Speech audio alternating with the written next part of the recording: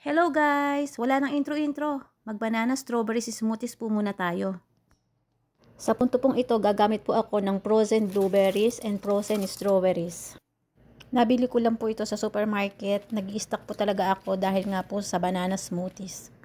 At meron din po ako ditong frozen banana. Ito po ay leftover lang namin na feeling ko kapag ayaw na nilang kainin, inilalagay ko na lang po sa freezer.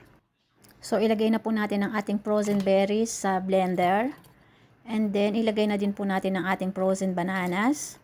Maglalagay lang po ako dito ng 2 tablespoon ng powder milk at 2 tablespoon ng sugar para po hindi siya masyadong matamis.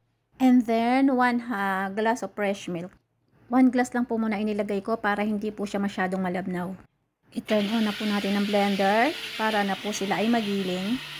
So, ayan, okay na siya. Ganito po texture niya. Ganitong texture lang po yung gusto ko sa kanya. At tamang-tama lang po yung 1 glass of milk na inilagay ko sa kanya. So, ayan, lagay na po natin sa juice cup niya. And then, takpan na lang po natin. Lagyan ng straw. Smoothies are ready. 2½ cup po ang nagawa ko sa kanya. So, yung pong half is para sa akin na. At yung dalawa is para po sa dalawa kong alaga. Enjoy your smoothies!